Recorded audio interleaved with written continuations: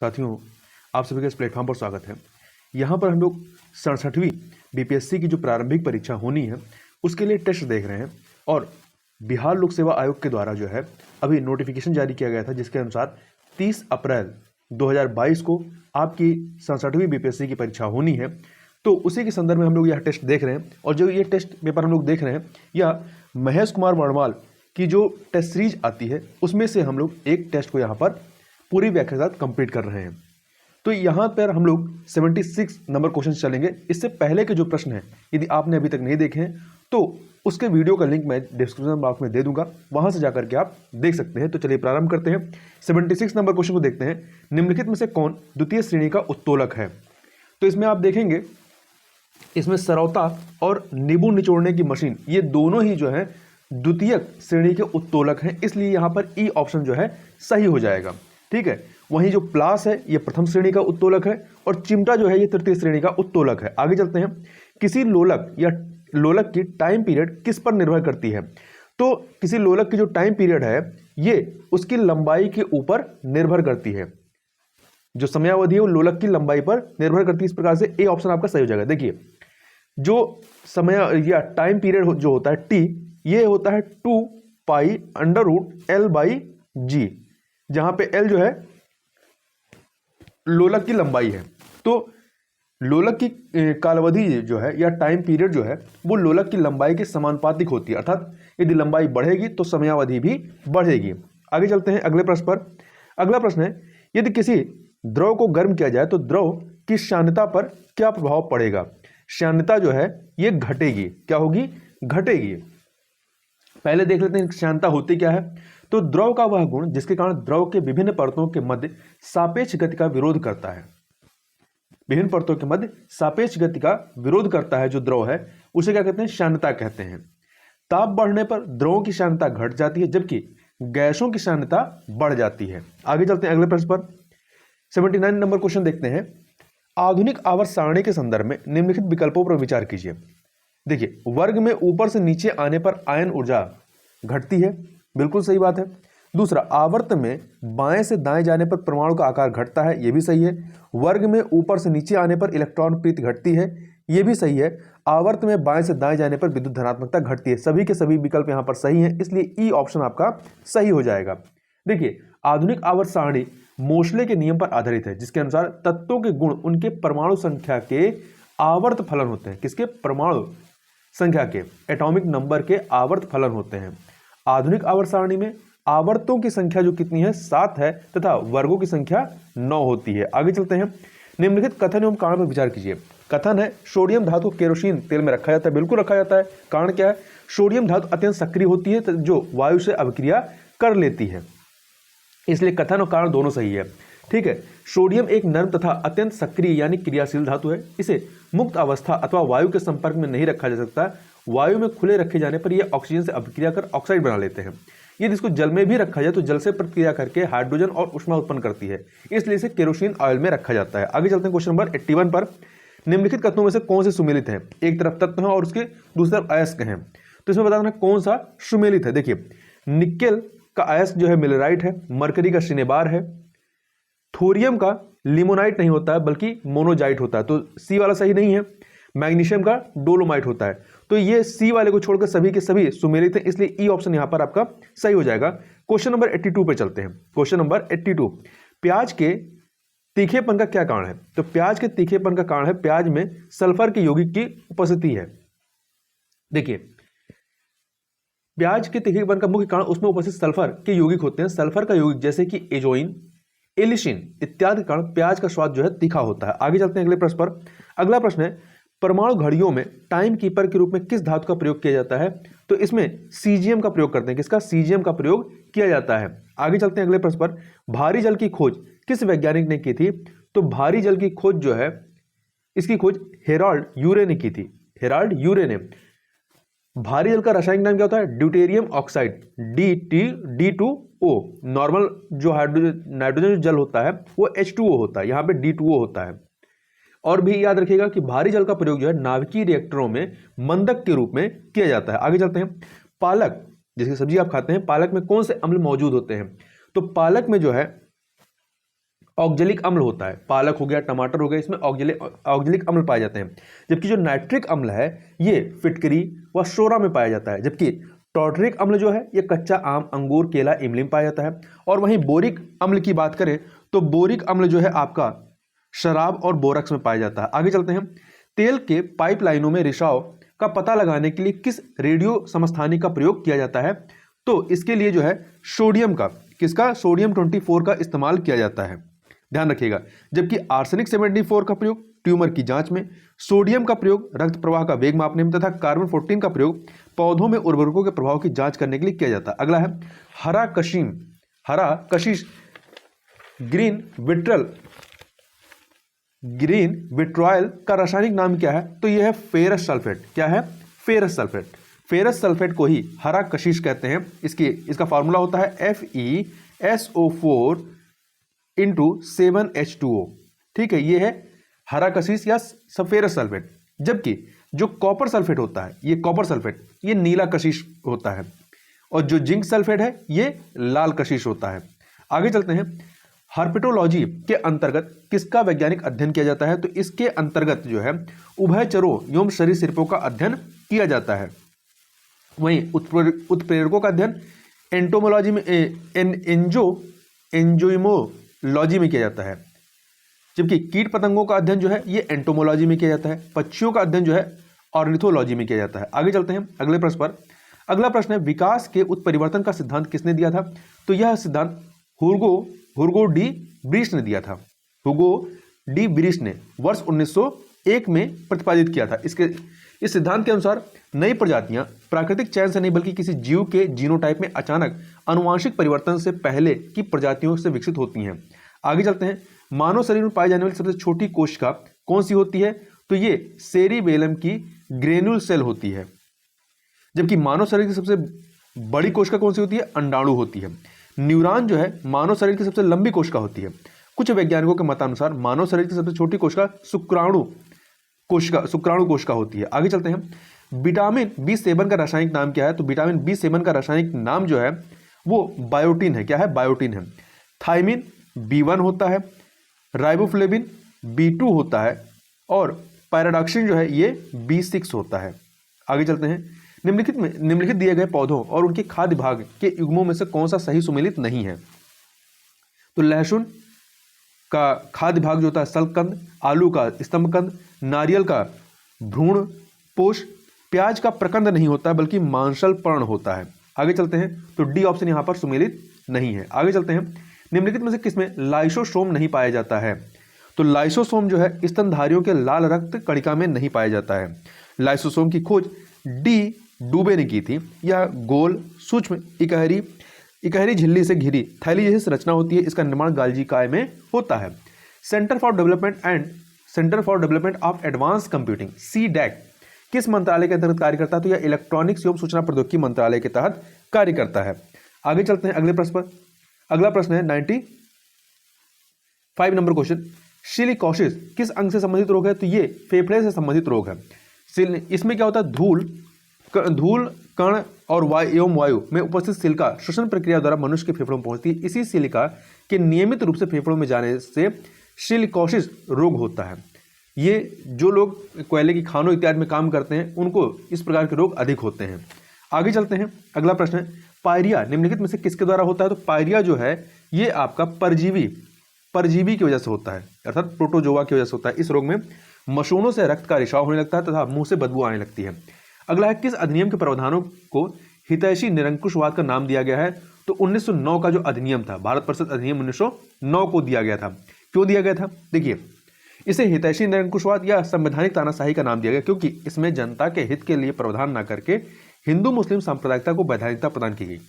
इस अधिनियम में पहली बार मुस्लिम समुदाय के लिए पृथक निर्वाचक मंडल की व्यवस्था की गई।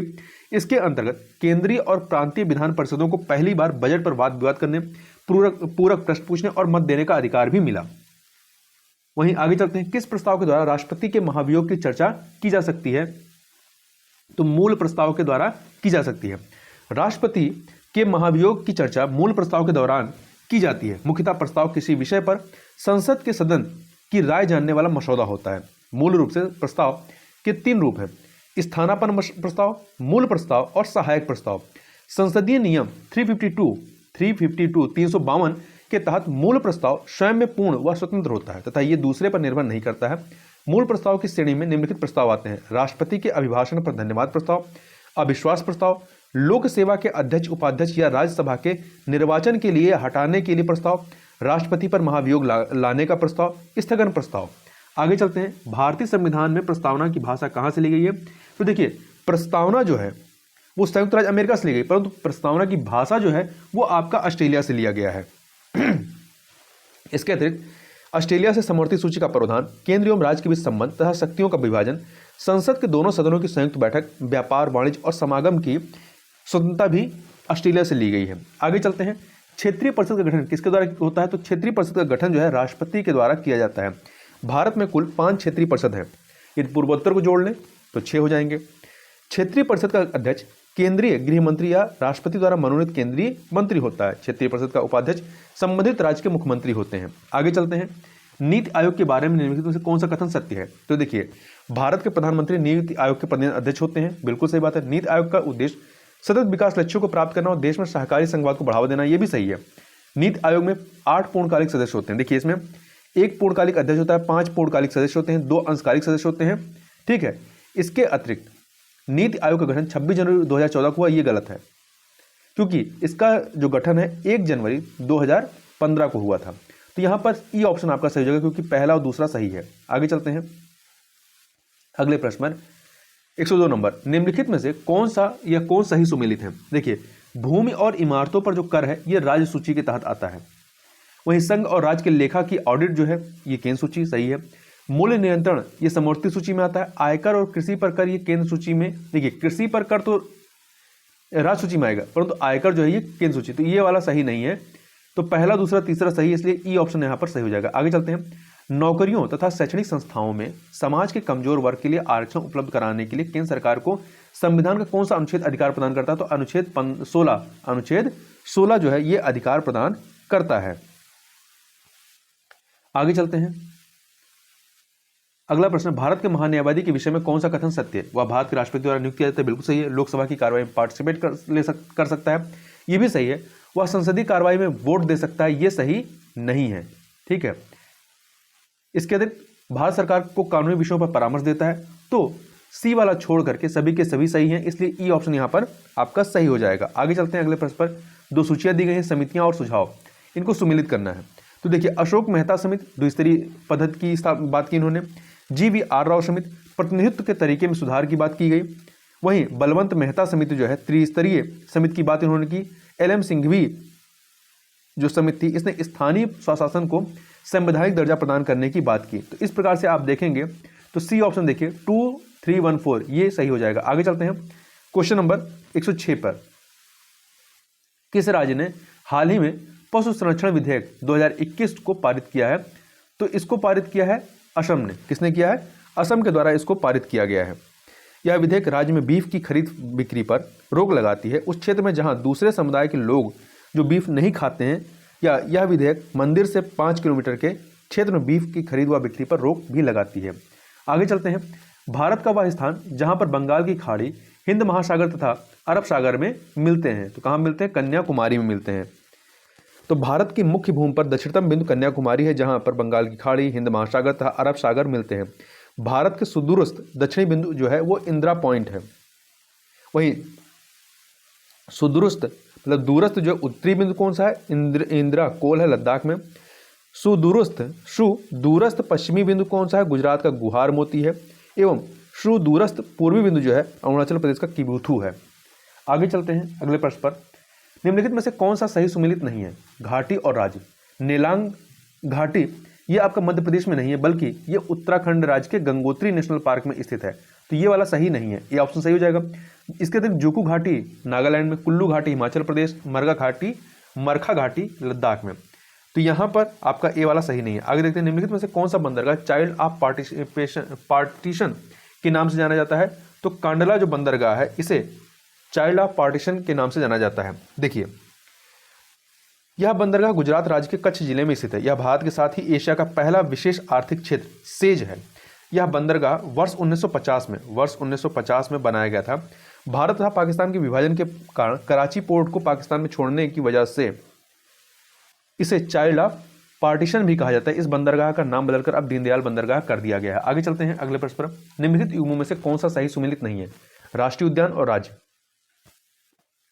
तो यहां पर देखते हैं, रोहिला राष्ट्रीय उद्यान जो है आपका, रोहिला राष्ट्रीय उद्यान हिमाचल प्रदेश सही है।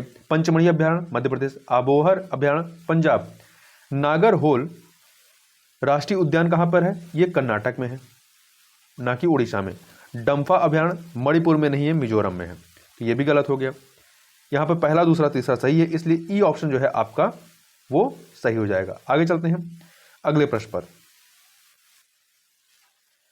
Question number 111। देखिए, गरसिया जनजाति भारत किस राज्य में पाई जाती है? तो ये जो है राजस्थान में पाई जाती है। राजस्थान की जनजाति है। राजस्थान की अन्य जनजातियों में मीणा, शहरिया, शांसी, भील, बंजारा तथा कोली पाए जाते हैं। आगे चलते हैं, भारत में सर्वाधिक वर्षा किस क्षेत्र में होती है? तो पश्चिमी घाट, हिमालय क्षेत्र तथा मेघालय में होती है। देखिए, सर्वाधिक जो वर्षा है पश्चिमी घाट, मेघालय तथा पूर्वी हिमालय क्षेत्र में होती है। इन क्षेत्रों में सर्वाधिक वर्षा जो है दक्षिण पश्चिम मानसून से होती है। आगे चलते हैं अगले प्रश्न पर। 113 नंबर क्वेश्चन। भारत में पाए जाने वाले निम्नलिखित मिट्टियों में से किसे स्वतः कृष्ण मिट्टी कहा जाता है? काली मिट्टी को कहा जाता है। काली मिट्टी की जलधारण क्षमता बहुत अधिक होती है। यह गीला होने पर ठोस और चिपचिपी हो जाती है और सूखने पर दरार युक्त एवं आकुंचित हो जाती है। इसी कारण इसे स्वतः कृष्ण मिट्टी कहा जाता है। काली मिट्टी कपास की खेती के लिए सर्वाधिक उपयुक्त होती है। इसे रेगुर के नाम से भी जाना जाता है। आगे चलते हैं क्वेश्चन नंबर 14। निम्नलिखित युगों में से कौन सा सही सुमेलित है? खनिज संपदा और खनन क्षेत्र में। देखिए, लौह अयस्क आपका रत्नागिरी सही है। सोना कोल्लार सही है। हीरा मझगावा खान ये सही है। थोरियम भीलवाड़ा ये सही है। तो यहाँ पर सभी सही हैं, इसलिए ई ऑप्शन यहाँ पर आपका सही हो जाएगा। आगे चलते हैं। निम्नलिखित दर्रों में से कौन जम्मू कश्मीर में अवस्थित है? तो देखिए, जम्मू कश्मीर में बनिहाल दर्रा जो है, बनिहाल दर्रा ये जम्मू कश्मीर में स्थित है। इसके अतिरिक्त जोजिला दर्रा भी जम्मू कश्मीर में। और यहाँ ऑप्शन में जो पालघाट है ये केरल में है।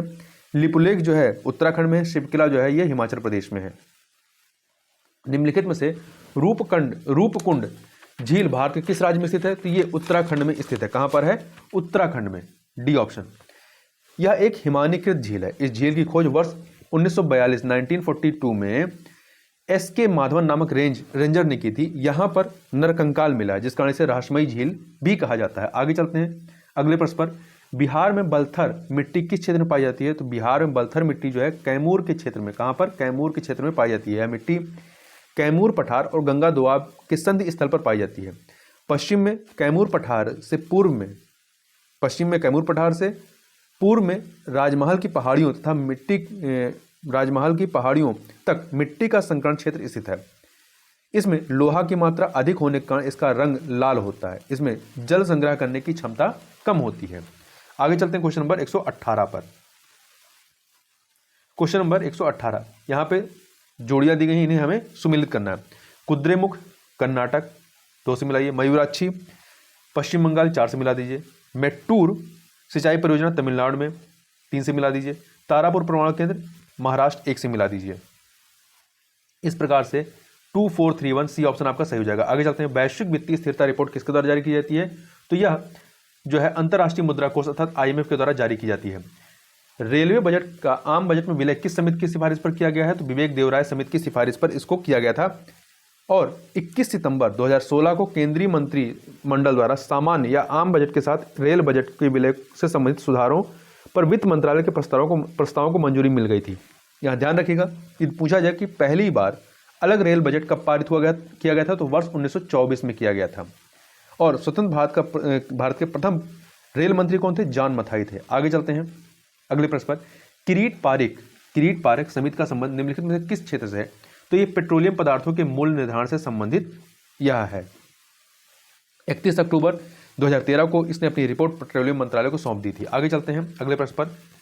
किसी वाणिज्यिक बैंक में जमा धनराशि का वह हिस्सा जिसे बैंक में सुरक्षित और तरल संपत्तियों में बनाए रखता है उसे क्या कहते हैं? सामूहिक संपत्ति अनुपात कहते हैं। वैधिक तरलता अनुपात या SLR कहते हैं। आगे चलते हैं अगले प्रश्न पर। Question number 123।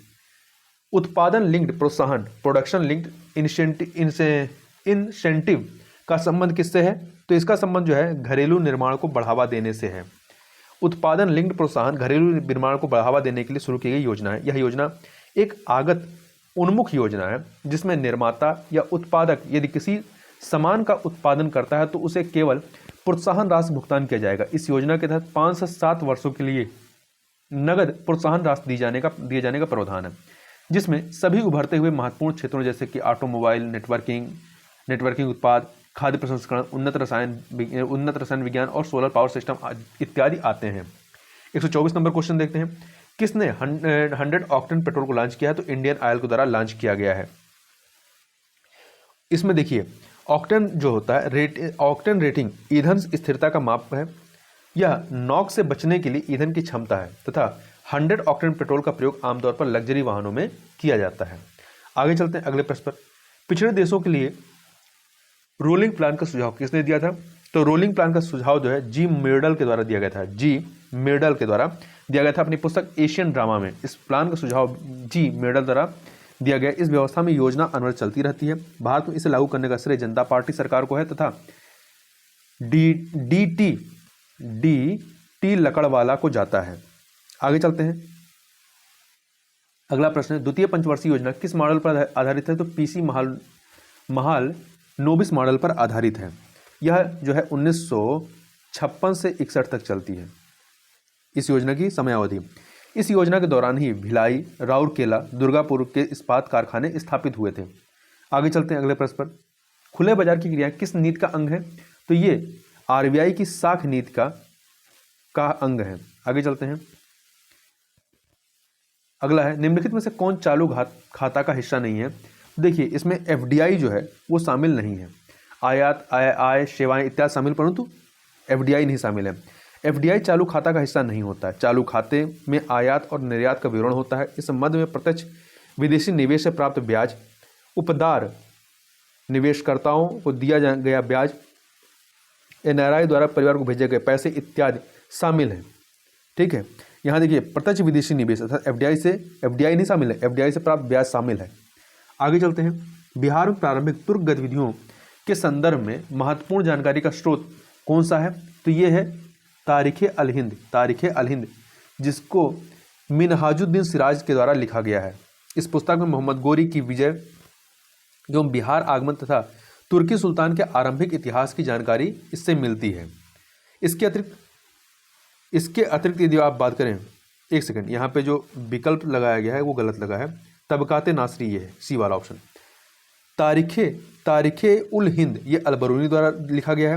वाक्यात ए मुस्तानी ये जो है रिजकुल्लाह मुस्ताकी द्वारा रचा गया है। अकबरनामा, वहीं अकबरनामा की बात करें तो इसकी रचना जो है अकबरनामा की रचना अबुल फजल के द्वारा की गई।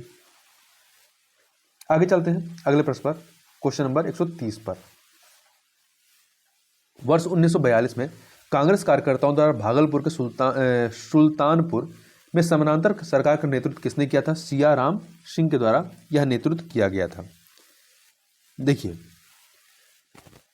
सिया राम सिंह ने भारत छोड़ो आंदोलन के दौरान भागलपुर में आजाद दस्ता का भी गठन किया था। आजाद दस्ता के संयोजक कौन थे? सूरज नारायण सिंह थे। अगला है, बिहार में नंगी हड़ताल का आंदोलन किस जेल में हुआ था? तो छपरा जेल में। कहाँ पर? छपरा जेल में होता है। 4 मई 1930 को गांधी जी की गिरफ्तारी के पश्चात स्वदेशी के प्रचार और स्वदेशी और विदेशी वस्तुओं के बहिष्कार की भावना से छपरा जेल कैदियों ने विदेशी वस्त्रों को त्याग दिया या उनको पहनने से इनकार कर दिया। इस तरह से नंगी आंदोलन की शुरुआत होती है 1930 में। बिहार के प्राचीन नालंदा विश्वविद्यालय में कितने पुस्तकालय थे? कुल 3 पुस्तकालय थे। ठीक है, कौन कौन से? रत्नोदधि पुस्तकालय, रत्नासागर पुस्तकालय, रत्न रंजक पुस्तकालय। और नालंदा विश्वविद्यालय की स्थापना गुप्तकालीन राजा कुमार गुप्त ने की थी। आगे चलते हैं। काष्ठ प्रतिमाओं के निर्माण की शैली का जनक किसे माना जाता है? तो धीमन और विट्ठल दोनों को माना जाता है। धीमन और विट्ठल दोनों को, इसलिए ई ऑप्शन आपका सही हो जाएगा।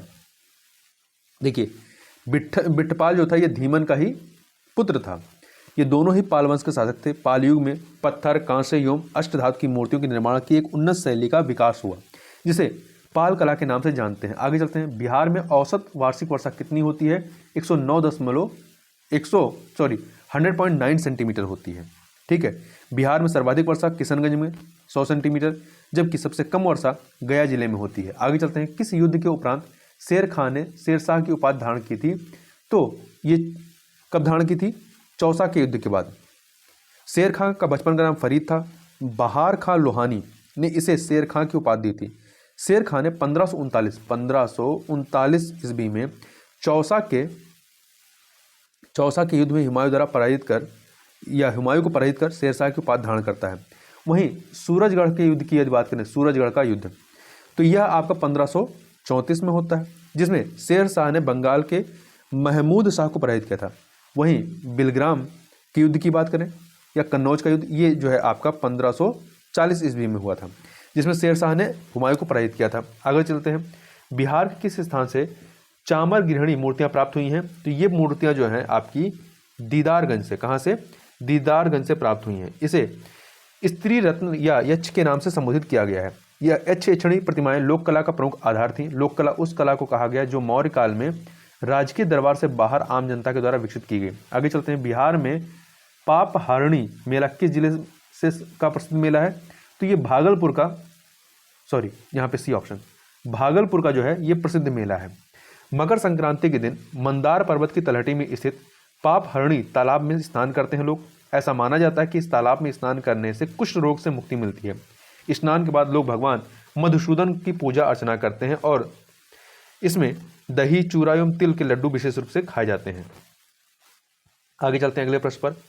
निम्नलिखित में से बिहार में अवस्थित अभ्यारण्य एवं उससे संबंधित क्षेत्र का सही मिलान कौन सा है? तो देखिए, उदयपुर वन्यजीव अभ्यारण्य ये आपका पश्चिम चंपारण में है। उदयपुर वन्यजीव अभ्यारण्य पश्चिम चंपारण सही है। पंत वन्यजीव अभ्यारण्य ये आपका राजगीर नालंदा में, ना कि दरभंगा में। नकटी पक्षी विहार जमुई में। गौतम बुद्ध वन्यजीव अभ्यारण्य ये भी आपका गया में है। तो पूछा है कौन सा सही सुमेलित है, तो आपका यहाँ पर पंत वन्यजीव अभ्यारण्य को छोड़ दीजिए, बाकी सभी सही है, इसलिए ई ऑप्शन आपका सही हो जाएगा। बिहार से प्रकाशित महावीर पत्रिका के संपादक कौन थे? तो इसके संपादक कौन थे? जगत नारायण थे। इसके अलावा यहाँ पे इसके अलावा गुरु प्रसाद सेन जो थे, इनके द्वारा बिहार का पहला अंग्रेजी अखबार दी बिहार हेराल्ड प्रकाशित किया गया। वहीं मजरुल हक जो है, इन्होंने पटना से दी मदरलैंड का प्रकाशन शुरू किया।